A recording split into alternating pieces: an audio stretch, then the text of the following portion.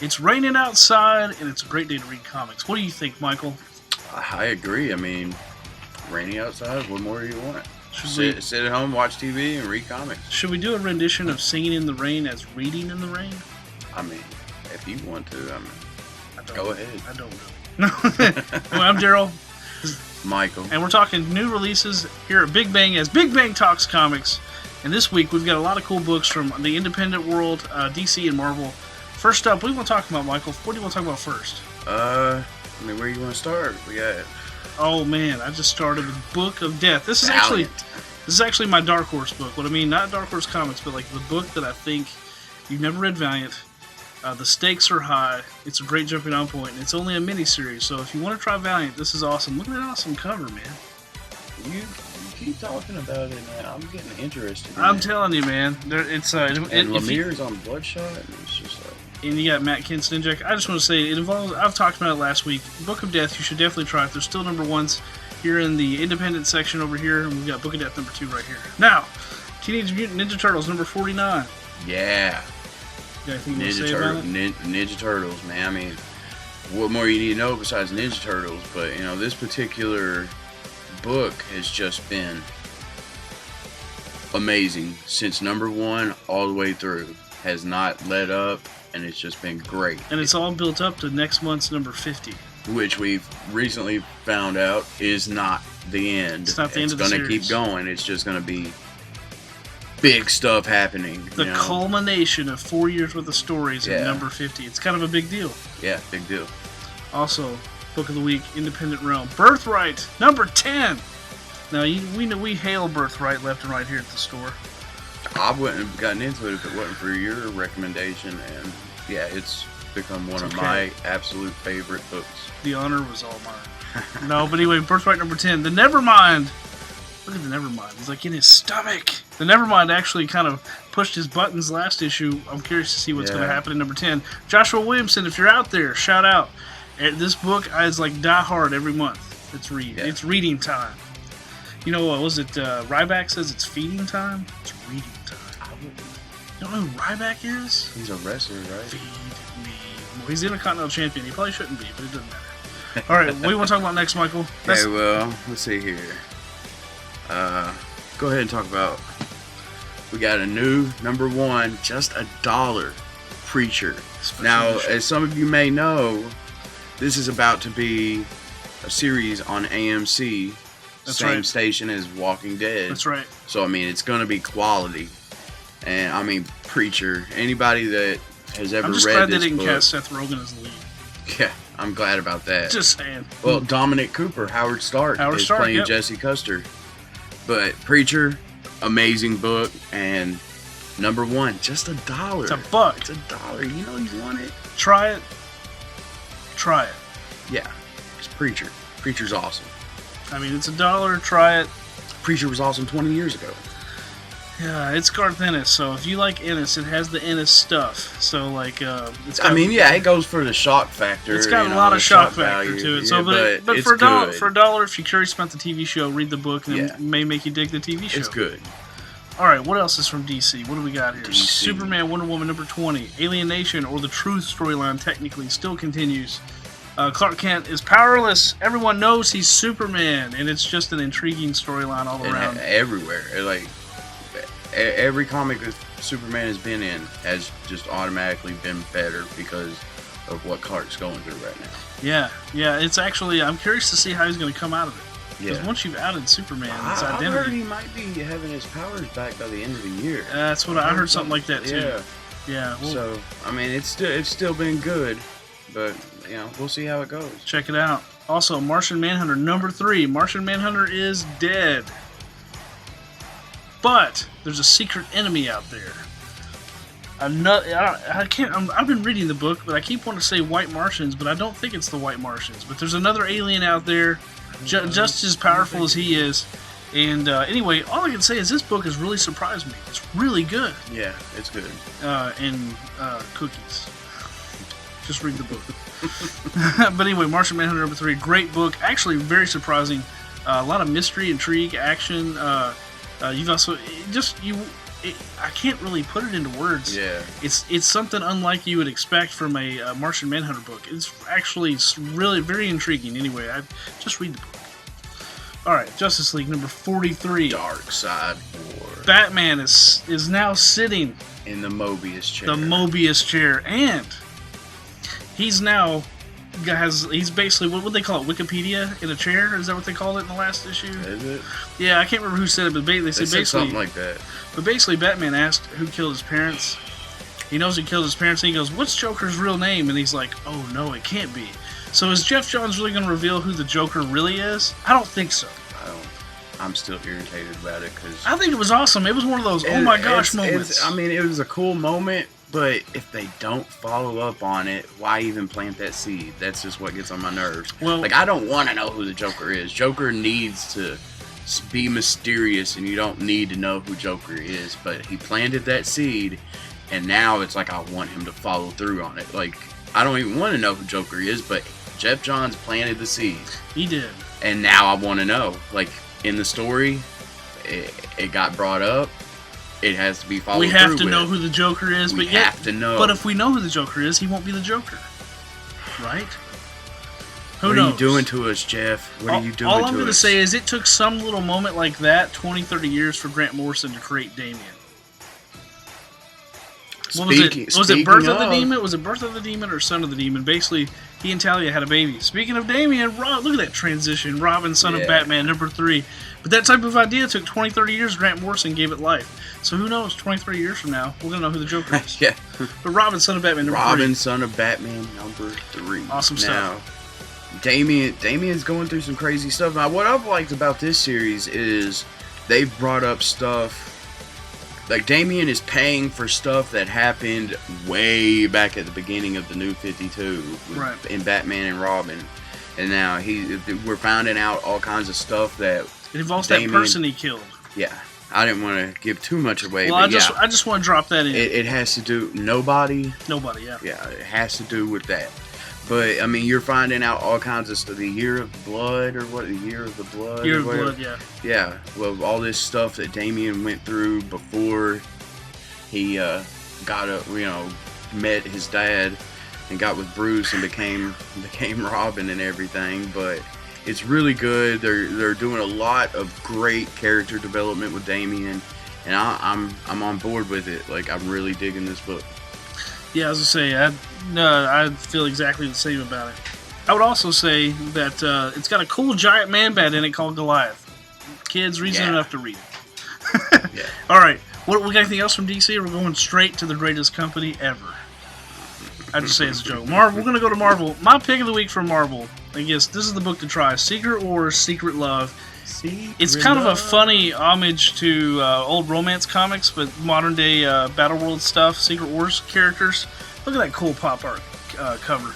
They've also got Secret Wars 2, TOO, coming out after Secret Wars as a one-shot, and it's got like a yearbook photo of Doctor Doom with a big massive fro. It's going to have that kind of humorous slant too, so that's kind of what that's going to have. That's what I would pick from Marvel as a try-it book. Alright, House of M, number 1.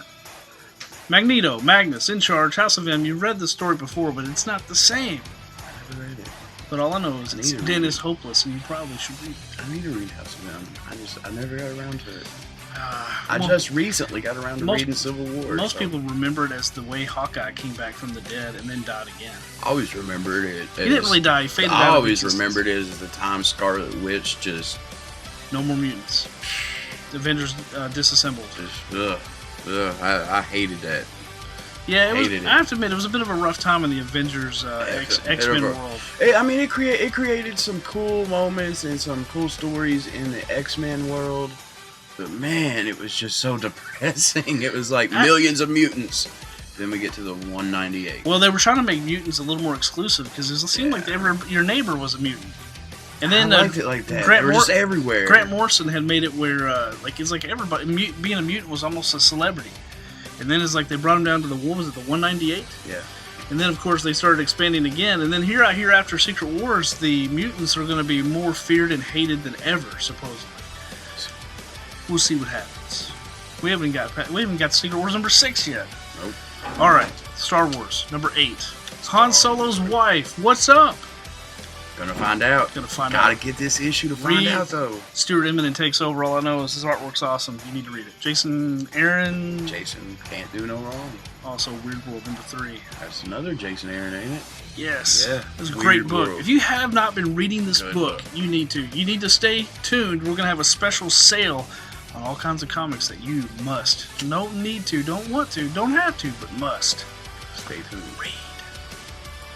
All right, Michael. I'm done talking. All right. And my final 2 picks, both Secret Wars tie-ins. 1872. Tombstone meets Marvel. Tombstone meets Marvel. Yeah, that's basically it. I mean, you got Sheriff Rogers.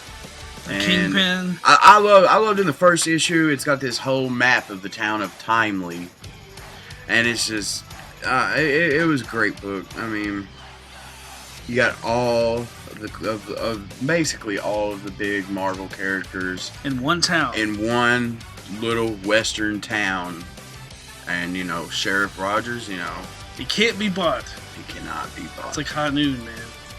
And then Runaways, #3. Now, this has actually been a bit of a surprise to me. It's really good. Like, you got all these characters. Created by Brian K. Vaughan. Yeah. Of Saga and Why the Last Man fame. But, you got all these characters. You got Amadeus Cho, Cloak and Dagger. I mean, I can't even remember everybody. I mean, I'm not too familiar with all the original different Runaways characters. were the sons and daughters of villains.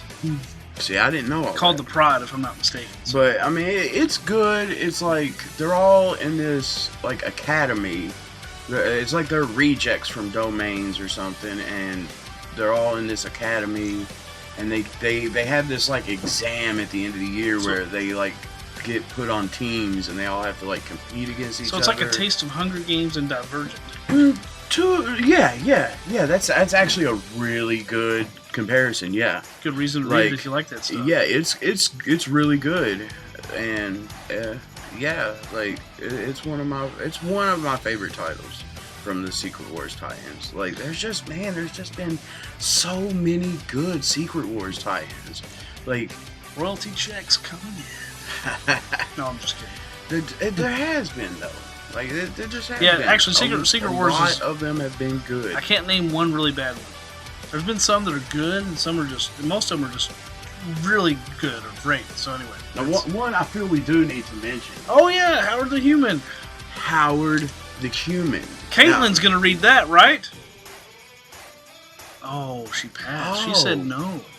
That's her loss, but your gain. So, I mean, myself, I mean, maybe it's just nostalgia, but I love Howard the Duck. It's a good comic, too. Yeah, and it just ended at #5, but he will be back. He will be. And just like in #5, thanks, Hickman. They actually said that at the end of the book. They were like, thanks, Hickman. Yeah, he gets a new #1 in November. Yeah.